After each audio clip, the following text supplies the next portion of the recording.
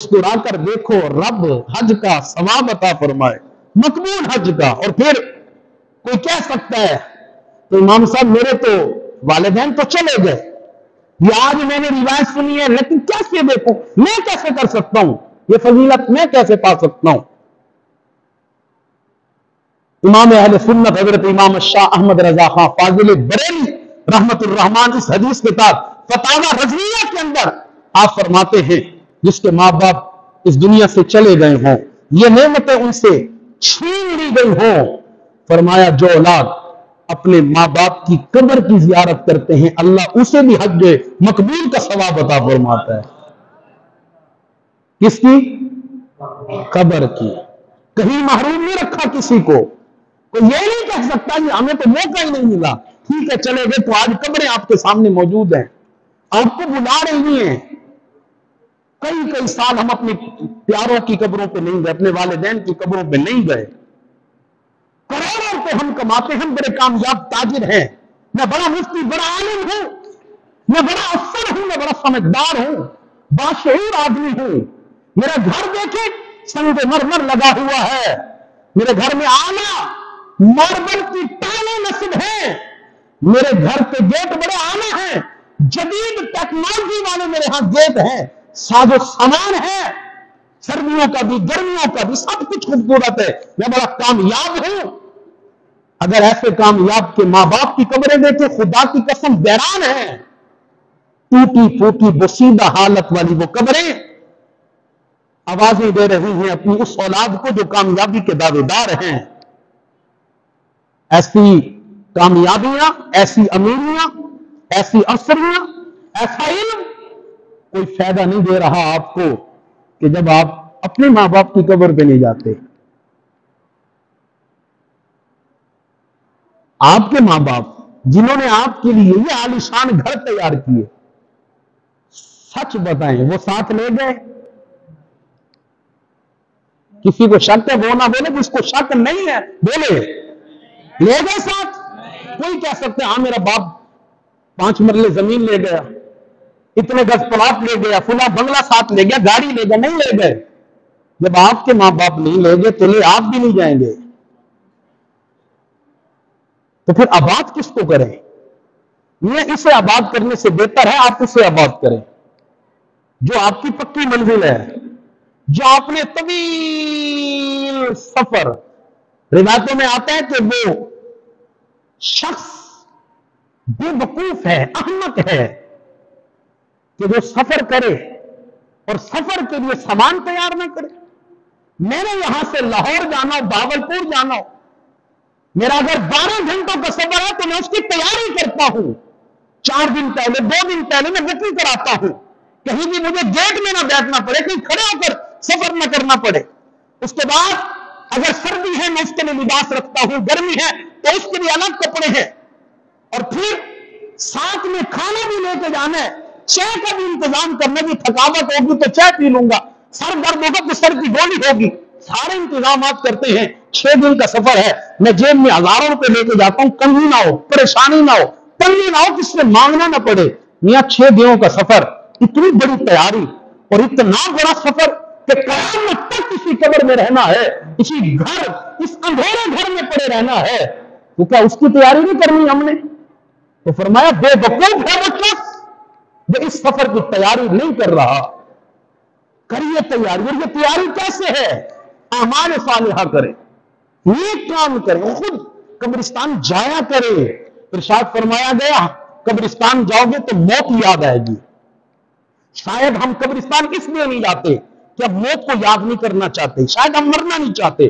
میاں مرے نہ مرے موت اٹکل حقیقت ہے، کل نفس ذائقۃ الموت، تمہاری مرضی ہو نہ ہو مرنا ہے، جانا ہے، موت تو ہے۔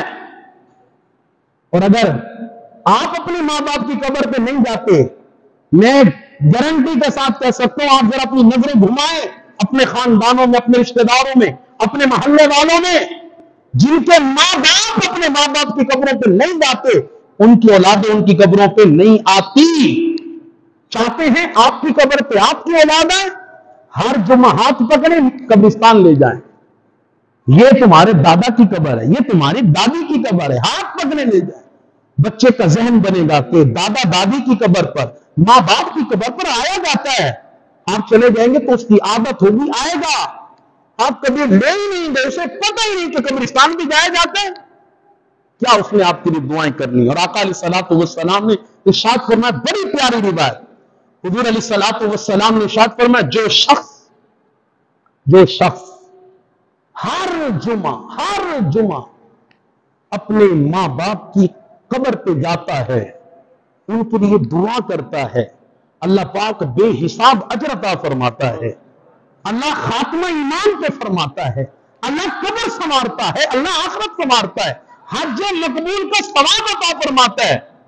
اور روایت ختم نہیں ہوئی، ارشاد فرمایا، ماں باپ کی قبر پہ ہر جمعہ، ماں باپ کی قبر پہ جانے والا جب مر جاتا ہے، جب اس کا اپنا انتقال ہو جاتا ہے، اگر کے پیچھے کوئی دعائیں کرنے والا نہیں ہے، لیکن ہر جمعے اپنے ماں باپ کی قبر پہ جاتا تھا، ارشاد فرمایا جب یہ مر جاتا ہے، قبر میں جاتا ہے، اللہ فرشتوں کی ایک جماعت مقرر کرتا ہے، فرماتا ہے فرشتوں تم میرا عرش چھوڑو، میری عبادت چھوڑو، مولا کہاں گئے؟ کہاں فلاں میرا بندہ ہے، اس کی قبر پہ جاؤ، مولا یہ کوئی نیکوکار تھا، یہ بڑا عبادت گزار تھا، فرمایا عبادتیں جو تھی لیکن اس کا نیک عمل یہ تھا کہ ہر جمعہ یہ اپنے ماں باپ کی قبر پہ آیا کرتا تھا، ان کے لیے دعا کیا کرتا تھا۔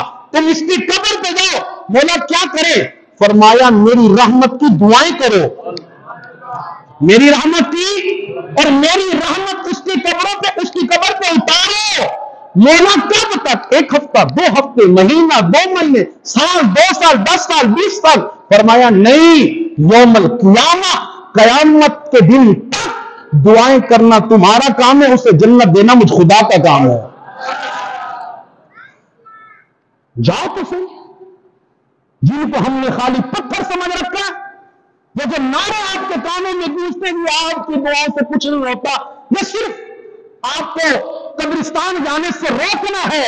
میرے آقا نے فرمایا کنت نہیتکم عن زیارت القبور فزوروها، میں نے تمہیں منع کیا تھا زیارت قبور سے، وجہ تھی ابتداء اسلام میں حضور نے منع کیا تھا، کیونکہ پہلے کے لوگ بتوں کی، مٹیوں کی، جسموں کی بنا کر جو ہے نا وہ عبادت کیا کرتے تھے، تو قبرستان میں بھی لوگ جا کر وہی کام کرنا شروع۔ فرمایا نہیں جانا، لیکن جب اسلام دلوں میں بیٹھ گیا، اسلام پکا ہو گیا، تو فرمایا فزوروها، اب جایا کرو، زیارت کیا کرو۔ ہوتا کیا ہے؟